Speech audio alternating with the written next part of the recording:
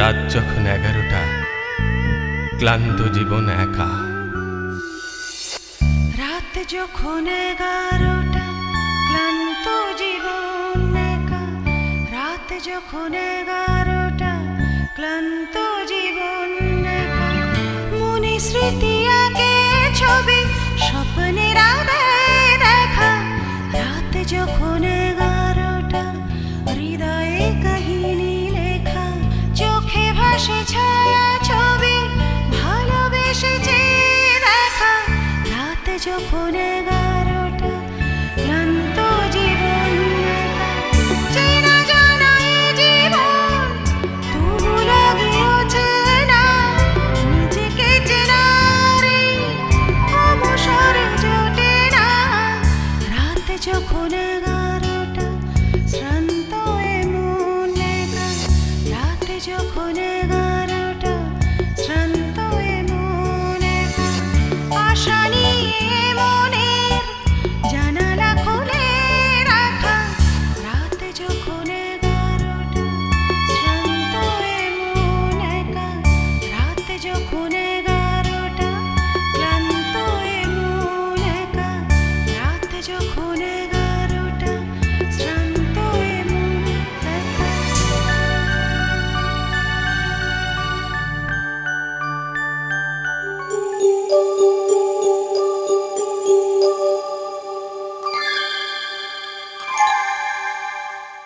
নবদা, গুড্ডু, তোমরা একটু চারদিকটা ঘুরে ফিরে দেখো, আমি ততক্ষণ এদের সঙ্গে কথা বলি, বুঝলে?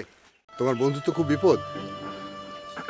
হ্যাঁ, হঠাৎ করে কিভাবে যে কি হয়ে গেল। তোমার বন্ধুকে বাঁচাতে চাও? হ্যাঁ স্যার, রিমির বিপদ মানে তো আমাদের সবারই বিপদ। হ্যাঁ নিশ্চয়ই। You very intelligent and beautiful too. তুমি উর্মিকে ভালোবাসো? বাসি, কিন্তু উর্মি আমাকে ভালোবাসে না। উর্মি কাকে ভালোবাসে? টাকাকে। জেঠু বলেছিল এখানে আরেকটা মার্ডার হবে, ঠিক হলো।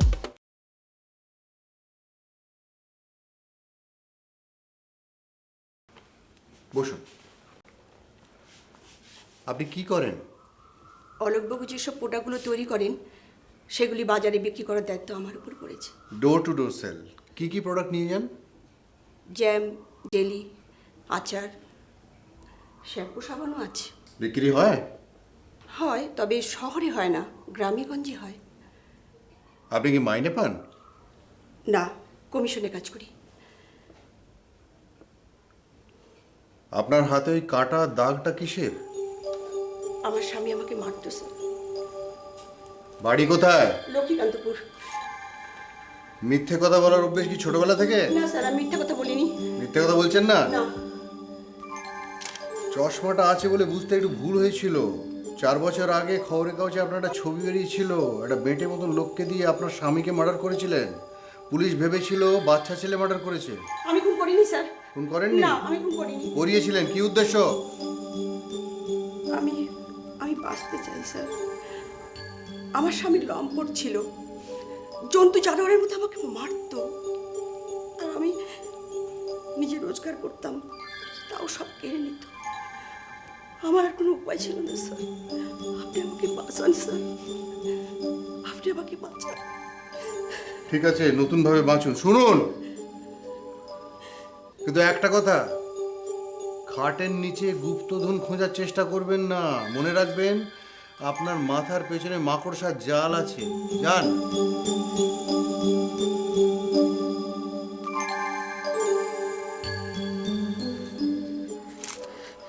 নবদা, এখানে একটা ডিজিটাল ডায়েরি পড়ে আছে।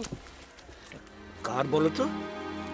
হোম, নাম লেখা নেই কিন্তু নাম্বার আছে 24540168। নবদা, এটা তোমার কাছে রাখো তো, আমার পকেট নেই। চলো চলো।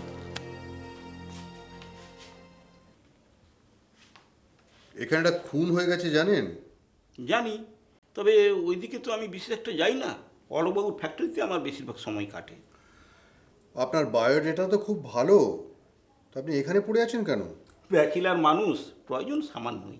তাছাড়া এখানকার পরিবেশটা ভালো, তাই।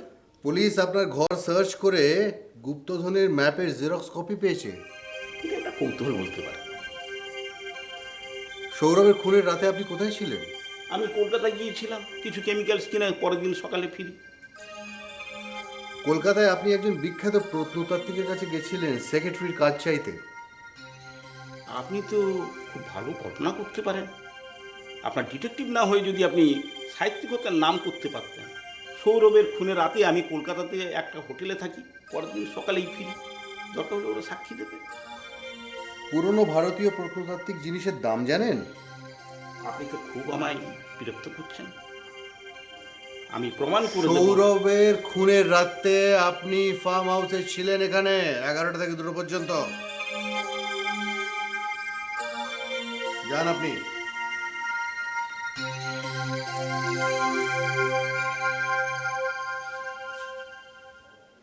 নবদা, আমার মনে হচ্ছে ডেড বডির ঘরে আমি আরেকটা লোককে দেখেছিলাম। চল তো সেখানে যাই। না বাবা, আমার গিয়ে দরকার নেই। এখনো ডেড বডিটা বন্ধ ঘরের মধ্যে পড়ে আছে, ওর ভূত এখনো বেরোয়নি। আমি যাই আর আমাকে ক্যাক করে ধরুক আর কি। চলো চলো চলো। নবদা, ভূত বলে কি সত্যিই কিছু আছে? আছে রে বাবা, আছে। সব মানুষের মধ্যেই ভূত আছে, হ্যাঁ, ওরা ওখানেই থাকে।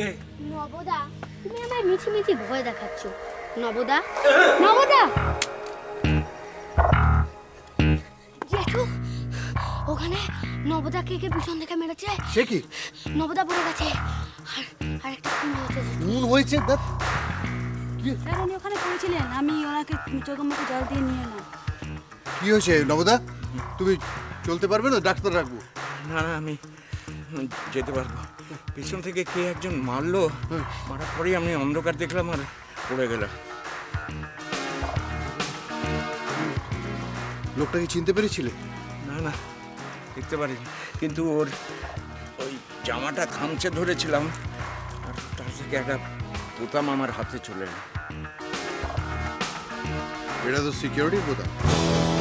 প্লিজ আপনি একবার সিকিউরিটিকে ডাকবেন। Thank you. জেঠু, আমি নবদাকে একটা ডিজিটাল ডায়েরি রাখতে দিয়েছিলাম। Digital diary? হ্যাঁ। কোথায় সেটা? সেটা ওখান থেকে পেয়েছিলাম। ওখান থেকে পেয়েছিলেন? হ্যাঁ। সেটা কোথায় এখন? আমার নবদার কাছে কাছে।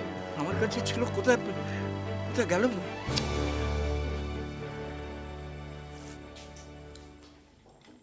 আচ্ছা উর্মি, তোর কিছু হারিয়েছে?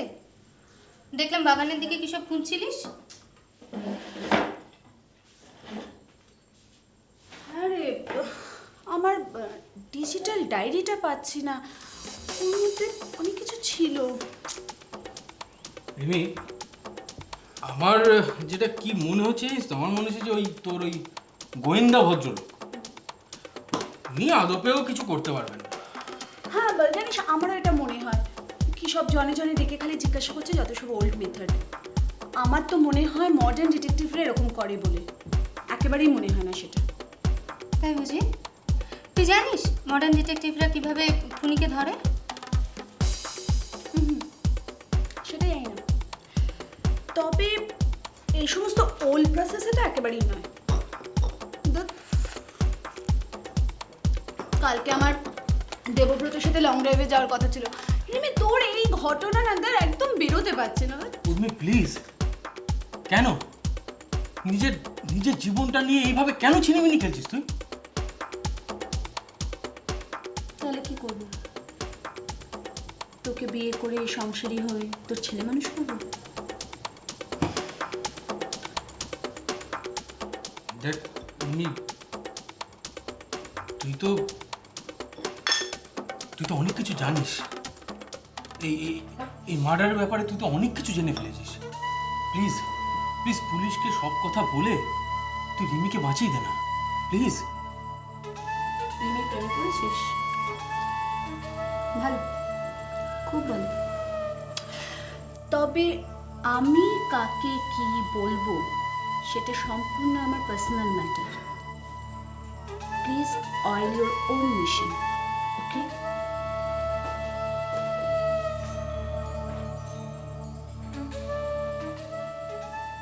উর্মিটা উর্মিটা প্রচণ্ড বাড়াবাড়ি শুরু করেছে। শুধু উর্মি না, আমাদের মধ্যে অনেকেই কিন্তু বেশ বাড়াবাড়ি শুরু করেছে। তুই কাল এ বাড়িতে এসেছিলিস কেন? কেয়ারটেকার তোকে দেখেছি কিন্তু। রিমি, রিমি, আমি তোকে ভালোবাসি।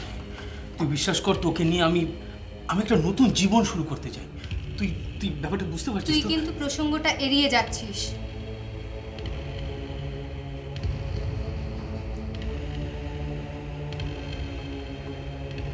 আমি কেন এসেছিলাম বলবো না। হ্যাঁ হ্যাঁ, সৌরভকে অনেকে খুন করতে চেয়েছিল।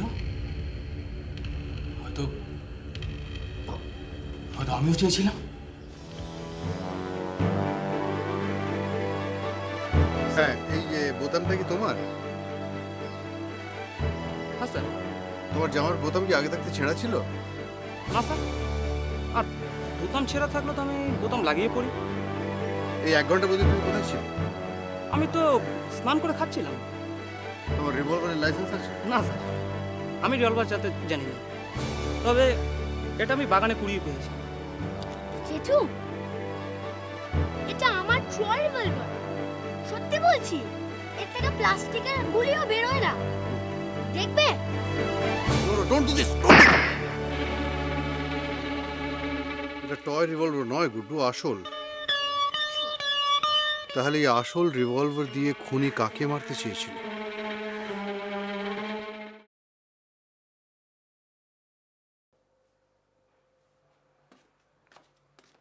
কখন এলে? আরে সেই নাকি আবার চেঁচামেচি শুরু করে দিয়েছো। এতক্ষণ কোথায় ছিলি? আমি তো রাজীব বাবুকে এগিয়ে দিতে গেছিলাম। কি ব্যাপার, হঠাৎ ফোন করলি? এখানে নাকি একটা খুন হয়েছে। কোথায় খুন হয়েছে? আসলে নবুদা আর গুড্ডু ওই ওদিকের একটা ঘরে না একটা ডেড বডি দেখেছিল, কিন্তু আমরা যখন গেলাম কিচ্ছু দেখতে পাইনি। বাহ, একটা জলজ্যান্ত মৃতদেহ উধাও হয়ে গেল। আচ্ছা, তুমি আমার সঙ্গে ভাবে কথা বলছো কেন? যেন আমি খুনটা করেছি। আমি জানবোটা কি করে যে কোথায় গেল? আমি কি বলেছি তুই খুন করেছিস? রাজীব বাবু কি বললেন? বললেন তো দেখছি 2 দিনের মধ্যেই নাকি উনি খুনিকে খুঁজে বার করে দেবেন। রাজীব বাবু ম্যাপ আর গুপ্তধন সম্বন্ধে কি বললেন? সমস্ত জেরক্স কপি তো নিয়ে গেছেন বললেন তো দেখছি। দাদা কোথায়? আমি জানি না মা, আর ওকে যদি খুঁজে বার করবার হয় তুমি খোঁজো, আমি পারবো না।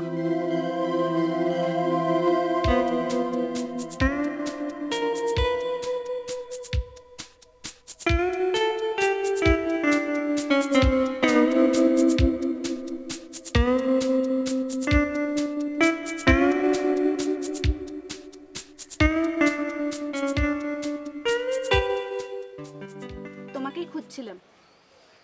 কেমন আছো? আলো, কি ব্যাপার, একেবারে অন্য চেহারা?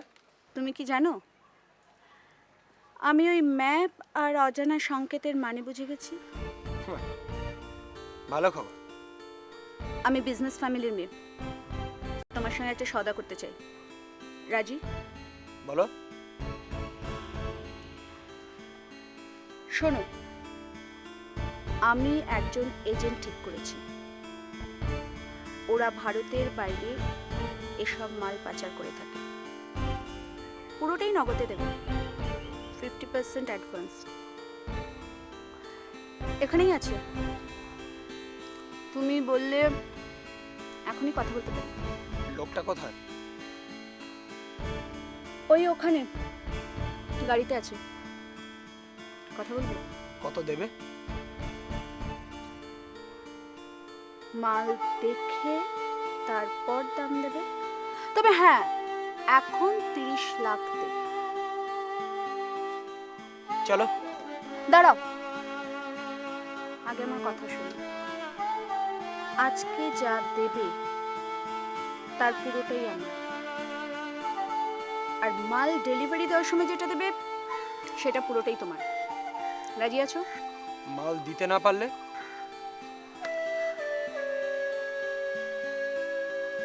মাল আমি দেব,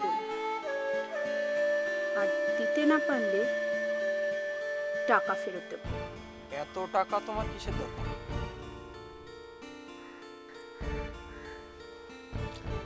দরকারের টাকা নয়, এটা হচ্ছে নেশার টাকা। আমি নেশা করতে ভালোবাসি, সিগারেটের নেশা, টাকার নেশা। চলো।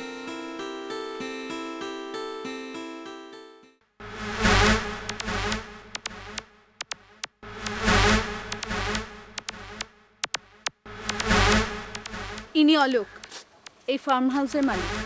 মাল কবে পাবো? 2-1 দিনের মধ্যে। কি মাল আছে?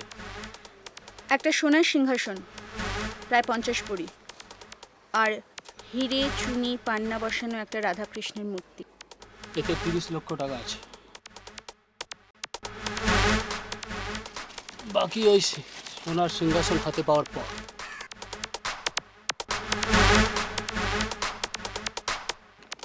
হ্যাঁ বস, হ্যাঁ 30 লক্ষ টাকা দিয়ে দিয়েছি অ্যাডভান্স।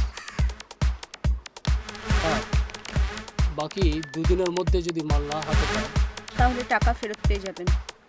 আমরা টাকা ফেরত নেওয়ার জন্য টাকা হাতে দিই না ম্যাডাম। মাল না পেলে সবার দশা ওই সৌরভের মতো হয়। তার মানে আপনারাই সৌরভকে মেরেছেন? না, আমরা কারণ ছাড়া মানুষ মারি না। এ বাড়িতে আমাদের লোক আছে, খবর আমরা পাই। কবে আসবো? শুক্রবার রাতে ঠিক 11টায়। কোথায়? এখানে। Keep it in mind, Friday just at 11 PM. কি হচ্ছে কিছু বুঝতে পারছি না। আবার আবার এই বাড়ি ছেড়ে যেতেও পারছি না। কি হচ্ছে বলতো? তো মহা মুশকিল হলো। আমার না কিরকম একটা অস্বস্তি হচ্ছে। হ্যাঁ? মনে হচ্ছে কেউ যেন ফলো কর। কে ওখানে? আগে আমি হরিহর, সিকিউরিটি অফিসার। এই ওখানে কি করছো?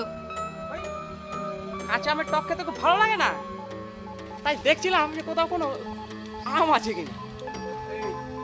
নেমে এসো, নেমে এসো। আচ্ছা দাদা, আচ্ছা।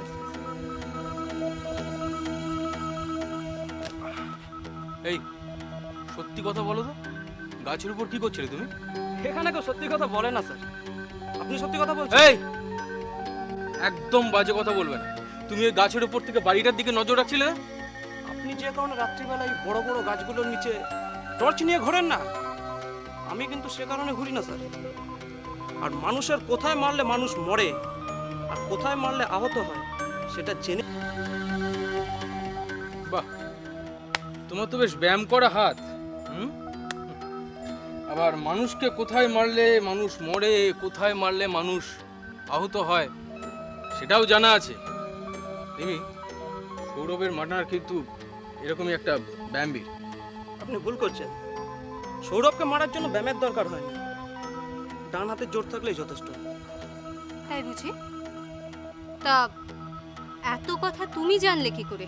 পোস্টমর্টেম রিপোর্ট থেকে ম্যাডাম, সৌরভের মৃত্যুর কারণ কোনো ভোঁতা অস্ত্র দিয়ে তার ঘাড়ের ওপর মারা হয়।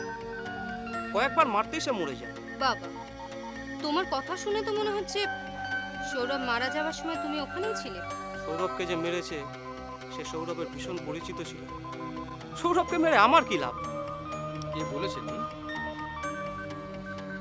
সৌরভ যখন রাতে বাগানের মধ্যে ওই ম্যাপের মার্ক করা জায়গাগুলো খুঁজতো, তখন তো তুমিও সঙ্গে থাকতে। হ্যাঁ, থাকতাম। সৌরভ যে ওই কাগজগুলোর ধাঁধার সমাধান করে ফেলেছে সেটাও তুমি জানতে। জানতাম। সৌরভ জায়গাটা খুঁজে পেয়েছিল কিনা সেটা কিন্তু তোমার পক্ষে সব থেকে বেশি ভালো জানার কথা ছিল। ছিল। সৌরভকে মেরে ফেলে দিলে ওই জিনিসগুলোর ঠিকানা আর কারোর কাছে কিন্তু থাকছে না, একমাত্র তুমি সেটা জানতে, তাই না? হ্যাঁ, এটাও ঠিক। সৌরভকে মার্ডার করার সবচেয়ে বেশি সুযোগ তোমার ছিল। না, আমার না, আপনার। আমার এই দুটো দুর্বল হাত আচ্ছা হরি, তোমার কি মনে হয় আমার এই দুটো কমজোরি হাত দিয়ে আমি সৌরভের ঘাড় মুটকে মেরে ফেলতে পারি? এটা কি সম্ভব? হ্যাঁ, আপনার হাতের জোর কম। লন টেনিসের ডান হাতি প্লেয়ারের হাতের জোর রেগুলার ব্যায়াম করা হাতের জোরের থেকে অনেক বেশি হয় বাবু। আর রাজীব রায় কিন্তু আজ অব্দি কোনো কেস ফেল করেনি।